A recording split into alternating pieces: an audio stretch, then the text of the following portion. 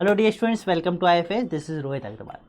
तो आज से हम डिस्कस करने वाले अपने कुछ पीवाईक्यूज जो हमारे सीएसएनएट तो या जो लास्ट हमारा एग्ज़ाम हुआ था, ठीक है ना, उसमें जो हमारे पीवाईक्यूज यानी कि जो सीएसएनएट में एग्जाम में जो क्वेश्चन थे हमारे, उनको यहाँ पे अपन डिस्कस करने वन बाय वन। ठीक है, तो आज का जो हमारा क्वेश्चन है वो बेस्ड है हमारे किस पे, कंडीशनल प्रोबेबिलिटी पे। ठीक है ना, तो स्टार्ट करते हैं। पहला क्वेश्चन क्या है हमारा, उसको डिस्कस करेंगे वन बाय वन। रोज हम यहाँ पे क्वेश्चन डिस्कस करने वाले हैं। ठीक है, चलिए तो आज का जो हमारा क्वेश्चन है, क्वेश्चन क्या कह रहा है समझते हैं सबसे पहले। तो that is a proportion P of a large population has a particular disease. यानी कि मान लो फॉर एग्जांपल है कि हमारे पास पॉपुलेशन है जिसमें कई सारे लोग हैं, ठीक है ना, उसमें जो पी है यानी कि प्रपोर्शन का मतलब इतने परसेंट लोगों को क्या है, इतने प्रपोर्शन जो है इतने लोगों को डिसीज है, या फिर आप बोल सकते हो कि डिसीज होने की जो प्रोबेबिलिटी है कोई पर्टिकुलर पर्सन को, तो वो है हमारे पी परसेंट यानी कि पी। ठीक है ना, तो अ रैंडम सैंपल ऑफ के इस people is drawn from the population, यानी कि उस पूरी पॉपुलेशन में से हमने एक के पर्सन को सेलेक्ट कर लिया है। ठीक है ना,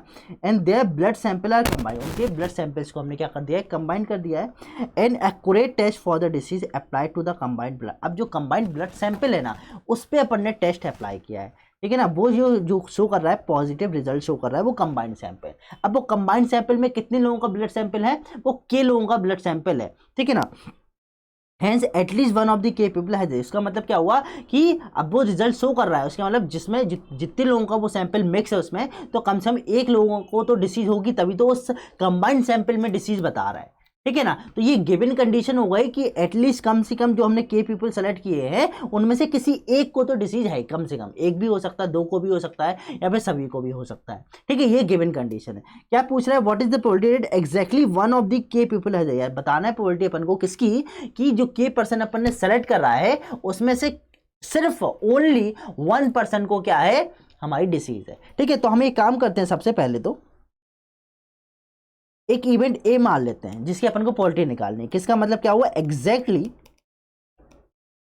वन ऑफ के पीपल हैज डिसीज। ठीक है, और एक दूसरा इवेंट जो गिवन है बी, कि at least one of the k people has the disease.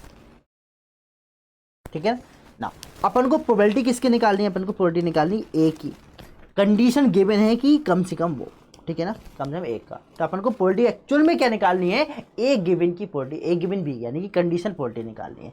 ठीक है, और कंडीशन प्रोबेबिलिटी अपन कैसे निकालते हैं, कंडीशन प्रोबेबिलिटी निकालने का कॉन्सेप्ट होता है intersection divided by probability of that given event. Clear, so that will be probability of A given B, sorry A intersection B divided by probability of B. और ये आता कहाँ से है, ये हमारी मल्टीप्लिकेशन थ्योरम जो होती है उससे ये हमारा फॉर्मूला बनता है। ठीक है ना, चलिए अब ये हो गया। अब ए इंटरसेक्शन बी का मतलब क्या हुआ, ए मतलब क्या एग्जैक्टली क्यों, यानी कि एक पर्सन को। ठीक है ना, और बी का मतलब एटलीस्ट वन ऑफ दी, तो दोनों का इंटरसेक्शन मतलब क्या हुआ, कॉमन। ठीक है ना, यहाँ पे बता रहा है कि एटलीस्ट वन, यानी कि मान लो फॉर एग्जांपल एक नया रैंडम नंबर में डिफाइन कर लिया अपन ने एक्स, जो रिप्रेजेंट कर रहा है number of person has the disease.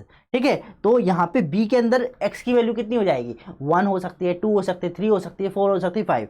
और बी ए के कॉरस्पॉन्डिंग एक्स की वैल्यू कितनी हो सकती है, ओनली वन। तो वन और one two three four five में क्या कॉमन आएगा, इंटरसेक्शन, दैट इज वन आएगा। और वन का मतलब क्या हुआ एक्चुअली ए, क्योंकि उसमें भी वन ही है, तो ये किसके बराबर हो जाएगा, that is probability of A के बराबर divided by probability of B. तो अपन को प्रोबेबिलिटी ऑफ ए और बी निकालना है। ठीक है, तो निकालते हैं सबसे पहले प्रोबेबिलिटी ऑफ ए। ए का मतलब क्या है, एग्जैक्टली वन, और कितने पर्सन है, के पर्सन है, तो के में से किसी भी एक को हो सकता ना, तो हम सेलेक्ट कर लेंगे के में से एक बंदे को। तो हमने के में से एक को सेलेक्ट किया, यानी कि जिसको है चांस, और बाकी के माइनस वन को नहीं होगी। ठीक है, और चांसेस क्या है उसकी प्रोबेबिलिटी हो, दिया था प्रोपोर्शन दिया था पी, तो वो चांसेस हैं उसको डिसीज होने की, तो P to the power one, क्योंकि एक पर्सन को डिसीज है, बाकी को नहीं है, और नहीं होने की प्रोबेबिलिटी कितनी हो जाएगी, that is one minus P, क्योंकि टोटल प्रोबेबिलिटी पी वन होता है इस वजह से, तो ये होगा that is one minus P to the power कितना होगा, के माइनस वन हो जाएगा, क्योंकि के माइनस पर्सन को नहीं है डिसीज। ठीक है, अब निकालो प्रोबेबिलिटी ऑफ बी।